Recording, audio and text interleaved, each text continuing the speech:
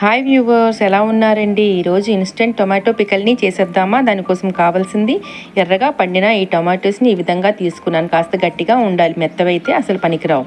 ఇలా 1/2 కిలో తీసుకొని ఇలా ముక్కల్లా కట్ చేసి పెట్టుకున్నాను. చూడండి, ఇలా చిన్న చిన్న ముక్కల్లా కట్ చేసి పెట్టుకున్నాను. ఇప్పుడు దీనికి సరిపోయినంత ఒక 100 గ్రాములు చింతపండుని తీసుకున్నాను. చింతపండులో ఉండే ఈ నారలన్నీ తీసేయాలి.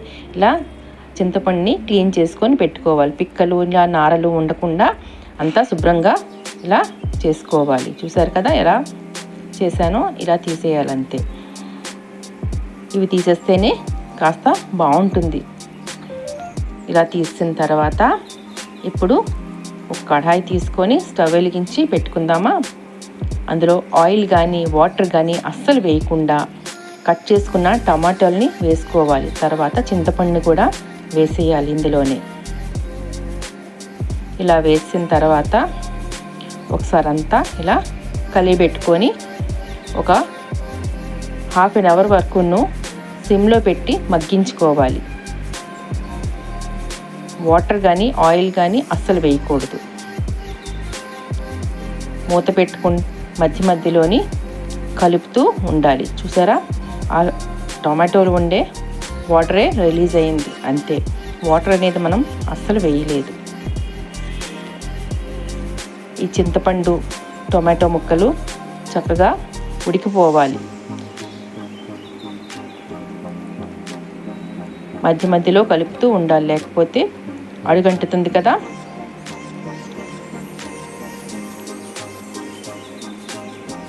ఇలా అంతా కలుపుకోవాలి.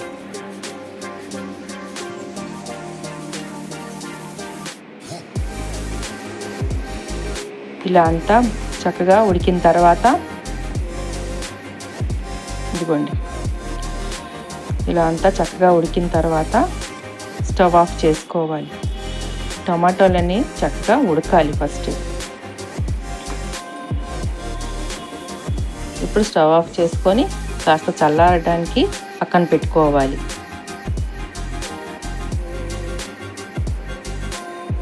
ఈ కన్సిస్టెన్సీ ఉంటే సరిపోతుంది. ఇప్పుడు ఇది పక్కన పెట్టేద్దాం. దీనికి కావాల్సింది పొడిని రెడీ చేసుకుందాం. ఒక కప్పు, చిన్న కప్పుతో కప్పు మెంతులు, ఒక స్పూన్, పెద్ద స్పూన్తో ఒక స్పూన్ మెంతులు ఫ్రై చేసుకొని ఇలా వేసుకోవాలి. ఆయిల్ అనేది వేయకుండా డ్రై రోస్ట్ చేయాలి. ఇప్పుడు జీలకర్ర కూడా ఒక పెద్ద స్పూన్తో స్పూన్ జీలకర్ర కూడా డ్రై రోస్ట్ చేసుకున్నాం. ఆవాలు కూడా డ్రై రోస్ట్ చేసుకున్నాం. అన్నీ ఒక్కొక్క పెద్ద స్పూన్తో వేసుకొని సరే. ఎండుమిర్చి ఒక 10-15 వరకు తీసుకొని ఇలా డ్రై రోస్ట్ చేసుకోవాలి. ధనియాలు ఉంటే ధనియాలు కూడా డ్రై రోస్ట్ చేసుకోండి. అదే పొడి ఉంది కాబట్టి అదే డ్రై రోస్ట్ చేసి ఇలా పెట్టేసాను. ఇవన్నీ ఒక మెత్తటి ఫైన్ పేస్ట్ పౌడర్ని తయారు చేసుకోవాలి. మిక్సర్ జార్లో వేసేసి మెత్తటి పౌడర్ని ఇలా రెడీ చేసుకోవాలి. చూస్తున్నారు కదా, ఇలా చేతితో మీకు తీసి చూపిస్తున్నాను చూడండి. ఇలా అవ్వాలి. ఇప్పుడు టమాటో గుజ్జు, చింతపండు రెడీ చేసాం కదా, అది చల్లారింది కదా. ఇలా మెత్తటి పేస్ట్ని రెడీ చేసుకోవాలి. ఒక 2-3 సార్లు తిప్పితే సరిపోతుంది. అది కడాయిలో వేసుకొని ఈ పొడిని కూడా ఇందులో వేసేయాలి. ఒక చిన్న కప్పుతోని కారం వేసుకోవాలి. సాల్ట్ సరిపోయినంత చూసుకొని వేసుకోండి. పసుపు కూడా కొద్దిగా వేసుకోవాలి. ఒక 2 స్పూన్ల వరకు పసుపు వేసుకోవాలి. ఒకసారి అంతా చక్కగా కలుపుకోవాలి. వాటర్ అనేది అస్సలు తగలకుండా చూసుకోవాలి ముఖ్యంగా. తర్వాత ఇప్పుడు తాలింపు సిద్ధం చేద్దామా. 1/2 కిలో టమాటోలకి 1/2 లీటర్ ఆయిల్ పడుతుంది. జీలకర్ర, మెంతులు, ఎండుమిర్చి, కరివేపాకు వేసేయాలి తాలింపుకి. ఇలా వేసిన తర్వాత ఇంగువను కూడా ఇలా చల్లుకోవాలి. తర్వాత ఇలా తాలింపు పెట్టేయాలి. టమాటా గుజ్జుని ఇందులో వేసేయాలి.